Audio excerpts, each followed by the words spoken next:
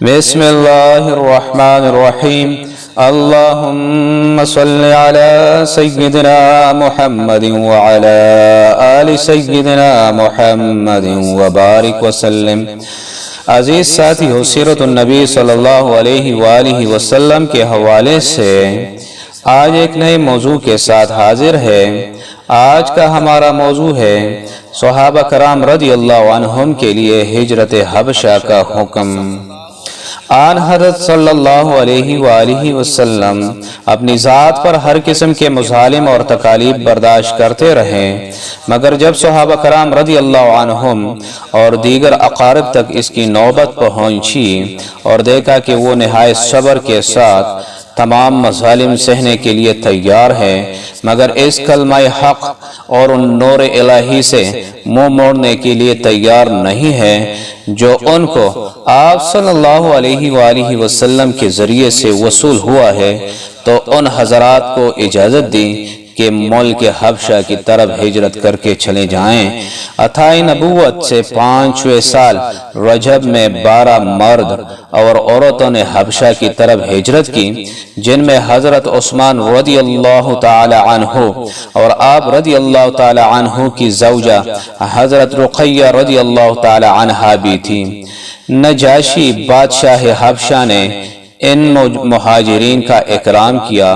یہ سب امن اور عافیت کے ساتھ وہاں رہنے لگے۔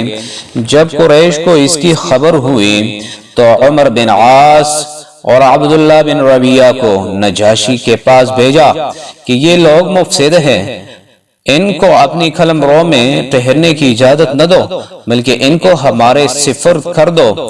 نجاشی ایک سنجیدہ آدمی تھا۔ اس نے ان کے جواب میں کہا کہ میں یہ کام اس وقت تک نہیں کر سکتا جب تک ان کے مذہب اور خیالات کی تحقیق نہ کر لوں۔ ان حضرات سے نجاشی نے دریافت کیا کہ اپنا مذہب اور اس کے صحیح واقعات بتلائیں، تو جعفر بن ابی طالب رضی اللہ تعالی عنہ نے آگے بڑھا اور فرمایا، شاہ، ہم پہلے جاہلیت والے تھے، بتوں کی پوجا کرتے تھے اور مردار کھاتے تھے، فحش قاری، قطع رحمی اور بدخلقی میں مبتلا تھے۔ ہمارا خوی ضعیف کو کھا جاتا تھا، یہاں تک کہ اللہ تعالیٰ نے ہماری طرف ایک رسول بھیجا جو ہمارے ہی کنبے سے ہے۔ ہم ان کے نسب اور سچائی، امانت اور عفت کو خوب جانتے ہیں، اور انہوں نے ہمیں اس کی دعوت دی کہ اللہ کو ایک سمجھیں اور اس کے ساتھ کسی کو سہیم و شریک نہ جانیں، اور بت پرستی چھوڑ دیں، سچ بولیں، عزیز اور اقارب کے ساتھ صلہ رحمی کریں، پڑوسیوں کے ساتھ اچھا سلوک کریں، محرمات سے منع فرمایا اور خون بہانے اور جھوٹ بولنے اور یتیم کا مال کھانے سے روکا، اور ہمیں نماز، روزہ، زکوٰۃ اور حج کا حکم فرمایا۔ ہم نے جب یہ سنا تو اس پر ایمان لے آئے۔ نجاشی یہ سن کر متاثر ہوا، قریش کے دونوں قاصدوں کو واپس کر دیا اور مسلمان ہو گیا۔ مہاجرین تقریباً 3 مہینے وہاں امن اور عافیت کے ساتھ قیام کر کے واپس آ گئے۔ اس وقت حضرت عمر فاروق اعظم رضی اللہ تعالی عنہ بھی آن حضرت صلی اللہ علیہ وآلہ وسلم کی دعا کی برکت سے مشرف اسلام ہو گئے۔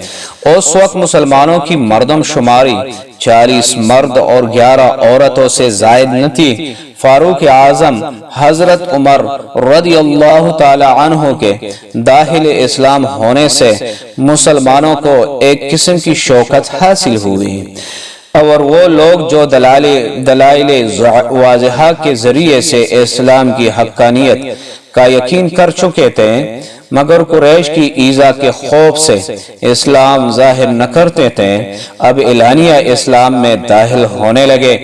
اس طرح قبائل عرب میں اسلام پھیلتا اور ترقی کرتا رہا۔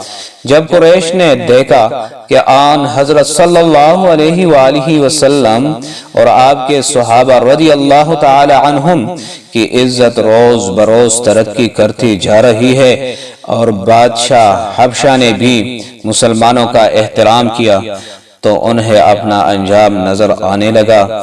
عزیز ساتھیوں، سیرت النبی صلی اللہ علیہ وآلہ وسلم کے حوالے سے آج کا ہمارا موضوع اختتام کو پہنچا۔ اگلی ویڈیو میں ایک نئے موضوع کے ساتھ پھر حاضر ہوں گے۔ والسلام۔